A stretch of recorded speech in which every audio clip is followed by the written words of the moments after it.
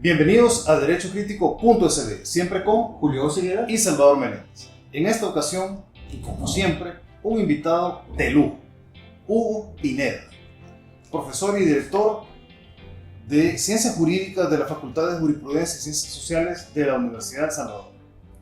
En esta ocasión queremos hablar del último libro de nuestro colega y amigo Hugo Pineda, Medidas cautelares, eficacia y determinación de responsabilidades. Hacemos constar que Hugo ha escrito varios libros: Derecho Administrativo, Manual de Derecho Internacional de Derechos Humanos, Derecho Administrativo Sancionador, Derecho Internacional Público y este último libro del cual hablaremos hoy. Para nosotros es un honor tenerte acá nuevamente. Muchas gracias, Salvador, gracias, Julio. Es un privilegio estar con ustedes y, por supuesto, con la audiencia de Derecho Crítico. Bien, Hugo, de entrada, la pregunta de rigor: ¿por qué? ¿Qué te motivó a escribir un libro sobre medidas cautelares? Que realmente es un tema que a mí también me apasiona. Bueno, en principio la motivación es, digamos, expresión de una responsabilidad académica. Como profesor, estamos obligados a escribir, estamos obligados a investigar.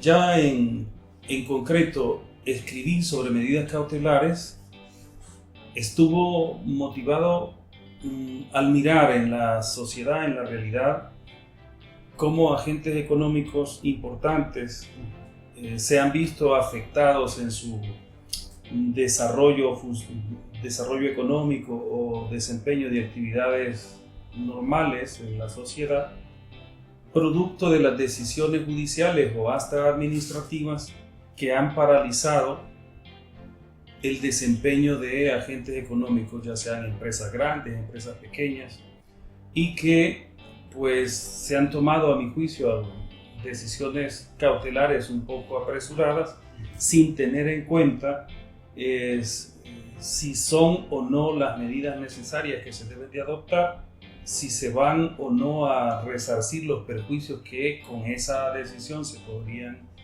causar ante una eventual desestimación de acciones que motiven la adopción de la medida. Entonces, el origen de este libro básicamente está en reflexionar acerca de quién responde si la medida cautelar adoptada era improcedente, o incluso si la acción que motivó la medida es desestimada y que luego le devuelven al particular, persona natural o jurídica, por ejemplo, una empresa quebrada, un patrimonio destruido, incluso semovientes que fueron objeto de medidas cautelares carísimos, que fueron vendidos y después, ¿quién se los regresa? Puesto que no es solo el bien como tal, sino a veces las personas tienen arraigo emocional. Entonces, determinación de responsabilidad ante la eventual desestimación de la acción, esa fue, digamos, la causa o motivo principal. Realmente aquí estamos viendo el abordaje de un problema real y presente, ¿verdad? Sí, claro. En materia administrativa, que es una materia que nos encanta muchísimo, siempre se ha dicho que las medidas cautelares son el oro del derecho administrativo. Y así como puede ser el oro, pueden ser también fuente de muchas situaciones muy complicadas, y me encanta que tú estés abordando este tema a un nivel literario y que pueda servirnos a toda la comunidad. Y por eso creo que es importante que comencemos también con una pregunta clave en eso, para que abogados y no abogados que nos puedan estar viendo tengan el panorama claro. ¿Qué es lo que debemos entender como una medida cautelar?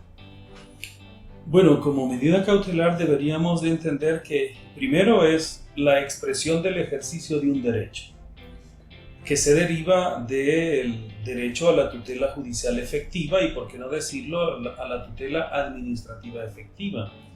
De tal manera que por medida cautelar entenderíamos una decisión jurisdiccional o administrativa dictada antes, durante o después de un proceso o procedimiento, orientada a tutelar una eventual decisión definitiva de un proceso o un procedimiento.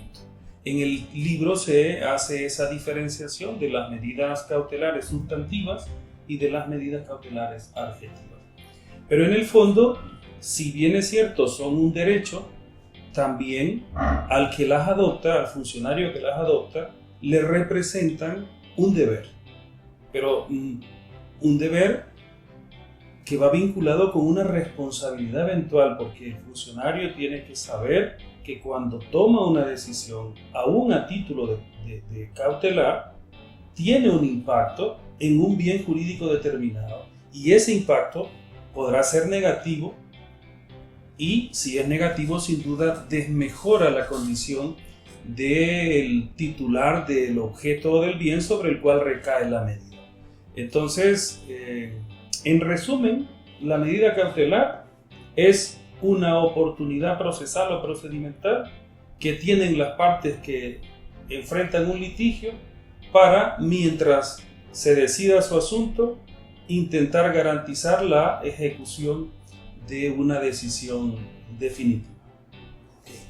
En este tema de la medida cautelar, quisiéramos saber, vemos que aquí en el libro, en el índice, se mencionan algunos tipos de medida cautelar en materia civil, familia, ambiental, administrativo, proceso penal, Sí.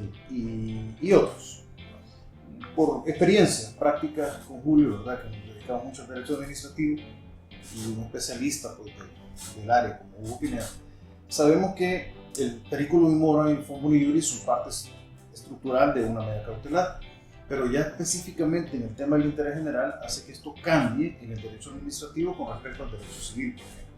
Pero podemos hacer un breve análisis de las medidas cautelares en diferentes áreas del derecho. Sí, claro.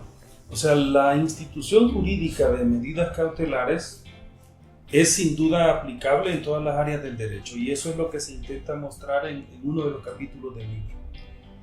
Y solo se presentan a manera de ilustración algunas áreas del derecho en donde proceden. Claro, ya tú lo decías, Salvador, los presupuestos procesales o de procedencia son básicamente los mismos. Sin embargo, aunque hay un bien jurídico genérico al que tutela o al que protege esta medida provisional, que es, a mi juicio, la pronta y cumplida justicia, también hay que diferenciar que el bien jurídico específico hacia el cual las medidas se orientan en las distintas áreas del derecho varía. En materia de familia, imaginémonos una medida cautelar a título de adopción de alimentos provisionales. Sin duda, ahí está orientada esa medida a tutelar la existencia o vida misma del sujeto a quien se le va a favorecer con esa medida provisional. Entonces, eso pasa de la misma manera en el derecho ambiental. Por ejemplo, se va a adoptar una medida cautelar sobre la suspensión de la construcción de un proyecto habitacional. Pues hombre, ahí está en principio orientado a tutelar el derecho a un ambiente sano, ecológicamente equilibrado. Entonces podríamos ir generando diferencias en cada una de las áreas sobre la base del bien jurídico específico que se pretende tutelar. Sin perjuicio a que también se podría diferenciar el momento u oportunidad en el que se podrían adoptar. Hay distintos criterios si se pueden o no adoptar antes de que se inicie la acción, durante, resuelta la acción, y ya la doctrina nos ayuda mucho, porque ahora las medidas cautelares es un tema en desarrollo, yo creo, muy importante, y hay medidas cautelares ya después de haber dictado la resolución definitiva, orientadas a garantizar la ejecución. Entonces, diferencias podríamos ir generando según criterios que nos ayuden a distinguir la oportunidad procesal, pero a mí me interesa más el bien jurídico específico. El bien jurídico es fundamental, porque eso nos va a ayudar a que el funcionario analice, por ejemplo, la homogeneidad de la medida, para que adopte la medida que mayor se adecue, que de mejor manera se adecue al objeto de esa provisionalidad, sobre todo. Excelente. Bueno, recordarle también a nuestros amigos que estos videos pueden ser visionados tanto en Facebook como en YouTube, y aprovechando precisamente para vencer el algoritmo de redes sociales, coméntenos, síganos, denle like, suscríbanse para que estos videos puedan ser reproducidos de una mayor manera y lleguemos a más personas. Julio, y también nos pueden visionar en la revista Derecho y Negocio. En las redes de Derecho y Negocio, exactamente. Gracias, Salvador. Siguiendo con el tema, viendo estas diferencias de ámbitos, de áreas donde puede aplicarse el tema de las medidas cautelares, hay uno que nos llama poderosamente la atención, y esto es precisamente por su importancia, digamos, en la época actual, y por la gravedad de las situaciones que pudieran derivarse de su aplicación, y es el área de la extinción de dominio. ¿Hay algunas particularidades que puedas comentarnos sobre las medidas cautelares en extinción de dominio? Bueno, ese es un tema que en el libro se desarrolla, creo, de mejor medida, con mayor amplitud, porque fue el génesis de este texto. Primero, a mí me da la impresión que la Ley Especial de Extinción de Dominio de Bienes de Origen o Destinación Ilícita no distingue de forma adecuada lo que es realmente una medida cautelar de lo que es un acto de dominio o un acto de disposición como tal. Se muestra en el libro cuáles de esas medidas cautelares a los que la ley le llama así, la doctrina en realidad no los considera medidas cautelares. En tema de extinción de dominio es por demás interesante porque, sin perjuicio que la acción está bien concebida, pensada en atacar la fuente de financiamiento de la criminalidad económica principalmente, y que luego se ha ido extendiendo a criminalidad organizada y otro tipo de delincuencia, es interesantísimo porque las características propias de la acción de extinción de dominio hace que, independientemente del resultado de las acciones penales que se podrían haber intentado en contra de los supuestos delincuentes, se puede llevar de manera paralela un proceso de extinción de dominio, y este proceso va a tener una multiplicidad de oportunidades para que se adopten medidas. Puede adoptar medidas cautelares la misma Fiscalía en materia de extinción de dominio, y eso es por demás interesante porque la Fiscalía, con información de inteligencia policial o de otro tipo, va a decidir una medida. La ley le faculta, sin embargo, le condiciona a que se la someta al conocimiento del juez para que el juez la autorice o la avale. Pero el juez también, al recibir una demanda de extinción de dominio, puede adoptarlas, y de hecho las adopta. Medidas que pueden ser de administración de los bienes, en cuyo caso sí serán medidas cautelares como tal, pero hay casos en donde en realidad no son medidas cautelares, sino que son actos verdaderos de dueño. De tal manera que el juez adopta la medida y se las da a administración, los bienes cautelados, al consejo. Ahí el mismo consejo también adopta decisiones cautelares, porque de entrada el Consejo de Administración de Bienes tiene que decidir si esos bienes los va a tutelar él o se los da a un particular. Obviamente, si sucede esta segunda posibilidad, es decir, cautelan una empresa o un inmueble, el Consejo de Administración tendrá que decidir sobre la base de si tiene o no el personal adecuado para garantizar que esa empresa o que ese inmueble se mantenga en las condiciones que ha sido tomado, pues se lo podría asignar a un particular, lo puede alquilar, lo puede explotar comercialmente hablando. Bueno, le han cambiado nombre a empresas, porque obviamente cuando se adopta la medida cautelar en una empresa, en el tema de extinción de dominio, en una sociedad, la clientela se espanta. Y ahí comienza el perjuicio en esta adopción de la medida. La clientela se le espanta y por tanto la utilidad económica se reduce o hasta cae en pérdida.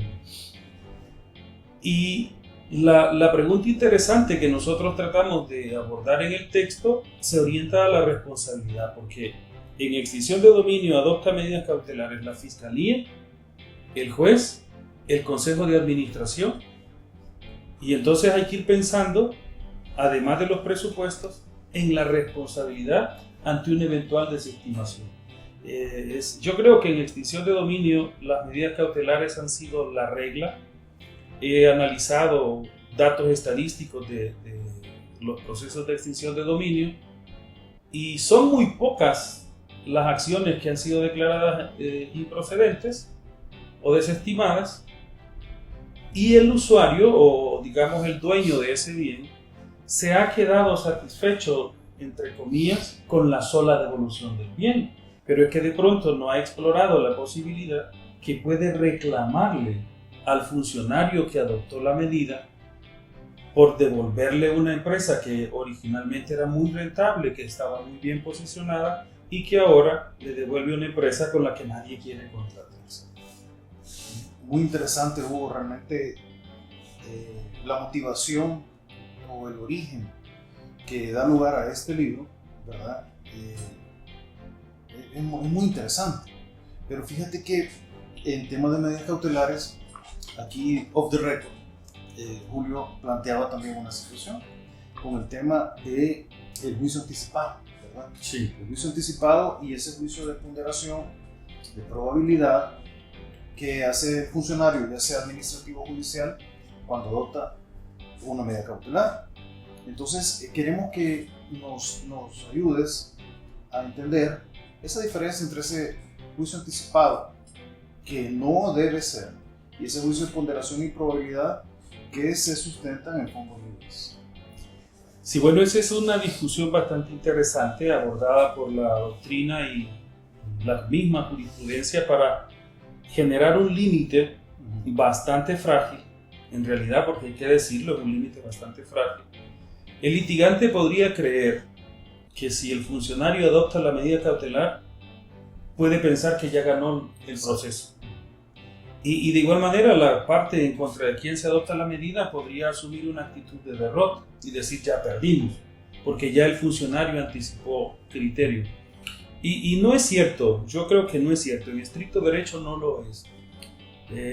Lo que sucede es que como las medidas cautelares, si bien es cierto, tienen presupuestos de procesabilidad, y uno de ellos es la apariencia de buen derecho, que podría hacernos creer que el funcionario está entendiendo que hay un derecho para ejercer la acción.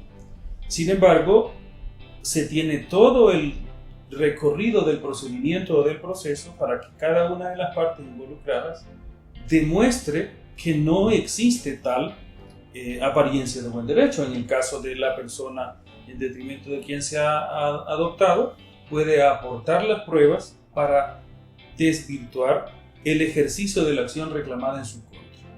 Es decir, que tiene todo el camino procedimental o procesal para dejar en evidencia de que esa apariencia inicialmente ejercitada no es tal. Y por supuesto, el que está ejerciendo la acción no puede descansar en los laureles y decir ya me dictaron la medida y ya gané. Tiene también que acreditar en debida forma en el momento procesal oportuno, desde el ofrecimiento de la prueba, su aportación, y luego insistir en la valoración para convencer al final al funcionario de que esa apariencia, al momento de decidir, ya no es una apariencia, ya es una verdad procesal a la que se ha llegado. Entonces, si los límites son frágiles, pero son límites al fin, no se puede afirmar que el funcionario anticipa criterios. No es así.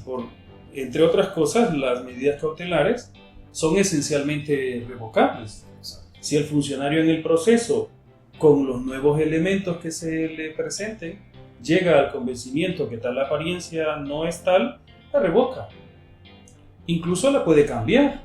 Si se da cuenta que la medida no es la homogénea, no es lo suficiente, no es la idónea.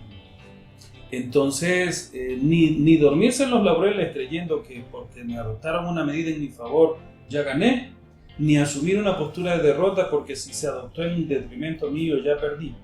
Más bien hay que demostrarle al funcionario, según el interés de cada quien, el legítimo ejercicio del derecho y probárselo para que el funcionario adopte la medida que corresponde.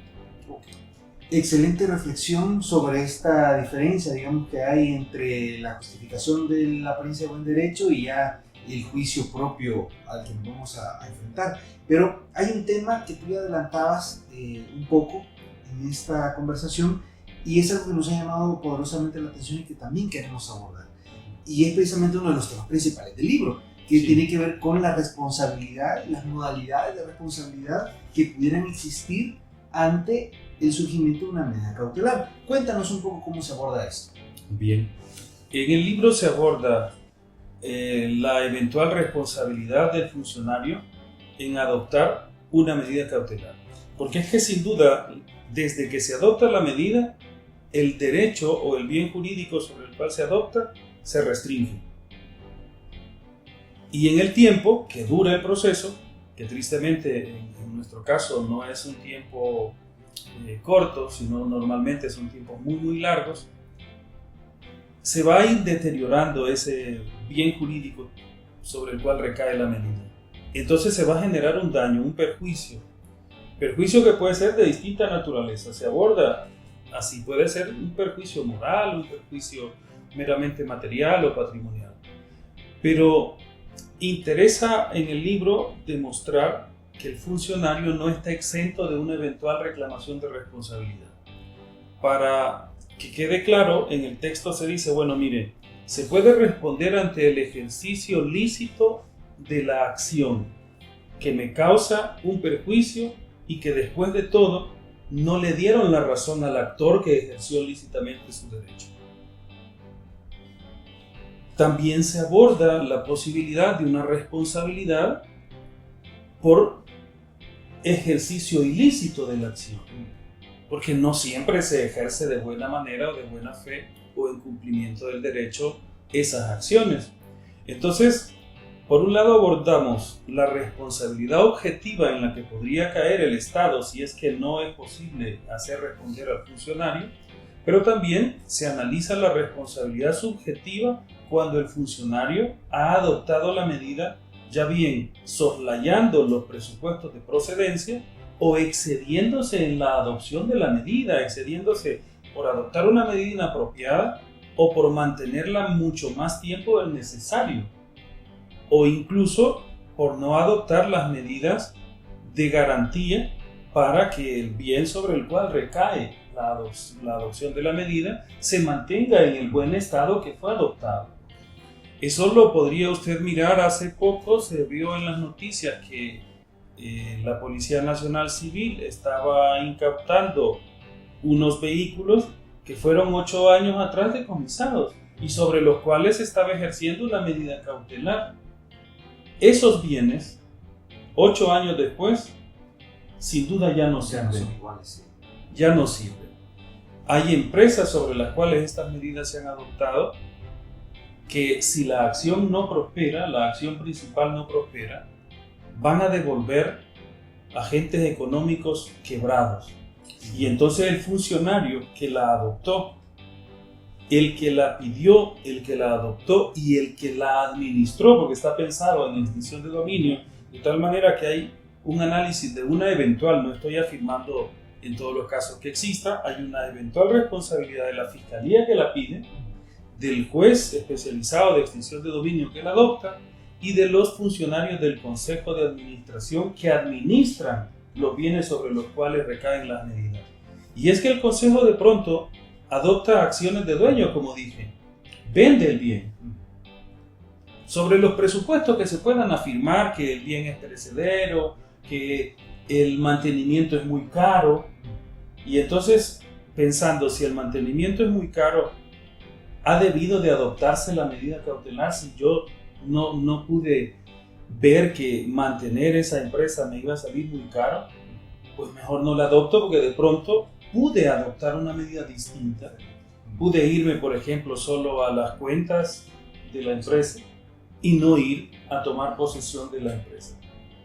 Y luego, como las sociedades normalmente implican la participación de varias personas, la acción que motiva la extinción de dominio y que por tanto habilita la adopción de la medida cautelar no es imputable a todos los accionistas. Sin embargo, el perjuicio es para todos. De tal manera que esas reflexiones son las que se hacen en el libro para que el funcionario reflexione de mejor manera y tenga en mente que en un futuro puede venir una eventual reclamación de responsabilidad civil o patrimonial por los daños que le ha causado esa medida cautelar. Realmente estamos frente a una reflexión crítica, ¿verdad?, sobre esto, y algo que no solo se va a aplicar a un tema de extinción de dominio. No, por supuesto. Porque imagínense, por ejemplo, en un juicio ejecutivo, Claro. y de repente se le embarga un inmueble a una persona y el inmueble se lo dan a un depositario Sí. o un vehículo, y estos depositarios de las cosas que se embargan también tienen una responsabilidad. Por supuesto. Siempre la han tenido de acuerdo a la normativa. Por Y claro, supuesto. hoy que estamos en condición de este nuevo escenario de extinción de dominio, surgen otras nuevas responsabilidades. Pero realmente ha sido genial estas reflexiones. Hugo, tu libro va a ser sumamente codiciado. Creo que esta es una de las competencias clave para todo, voy a decir, para todo licenciado en ciencias jurídicas. Si usted es abogado, necesita pedir medidas cautelares. Sí. Si usted es juez, necesita saber cómo darlas y cuándo Y darlas. si es funcionario. Y si es funcionario, pues también, ¿verdad? Tiene que tener idea de todo lo que tiene que ver con esto. Así que felicitarte por esta nueva publicación. Muchas gracias. Libro obligado para ir a buscar, que va a estar disponible a partir de septiembre. ¿Y a través de qué medio vamos a poder? Va a estar disponible en la librería de la Universidad de El Salvador Excelente. y en la colecturía de la Facultad de Jurisprudencia y Ciencias Sociales, o incluso directamente con su servidor. Ah, excelente. ¿Y cómo podemos buscar? Exacto, eso te iba a decir. ¿Dónde podemos buscarte a nivel de redes? Bueno, en Facebook, que es la única red social que yo manejo, tal cual mi nombre, Hugo Pineda, o incluso en la red social de la dirección de la Escuela de Ciencias Jurídicas, que aparece así, Dirección de Escuela de Ciencias Jurídicas, y ahí con mucho gusto les informamos dónde va a estar disponible y el costo. Excelente. Excelente, Hugo. De verdad que ha sido una plática súper interesante. Es uno de los temas que más nos apasionan. Lo que nos dedicamos al derecho administrativo básicamente es algo fundamental. No sé si hay alguna nueva proyección de actividades o algunas... o qué es lo que viene para Hugo Pineda en eso. Bueno, para Hugo Pineda creo que lo que viene es seguir trabajando en la Facultad de Jurisprudencia y Ciencias Sociales, seguir fortaleciendo la academia desde donde podamos estar, y si en un futuro cercano podemos estar en una mejor posición para dirigir actividades de desarrollo académico, pues con muchísimo gusto lo vamos a hacer. Excelente. Bueno, realmente agradecerte de nuevo por el espacio, por el tiempo que te has dedicado para compartirnos toda esta información, tanto en esta entrevista como escribir un libro, que no es algo sencillo. Así que te agradecemos. El agradecido soy yo. Del gremio por este esfuerzo. Y con ello, pues no nos queda más que, como siempre, recomendarles: ejerzan con honor y fórmense con pasión. Y finalizamos los videos siempre recordando el gran Maquiavelo. No confundir el ser con el deber ser. Gracias y bendiciones totales. Para servirles. Un gusto.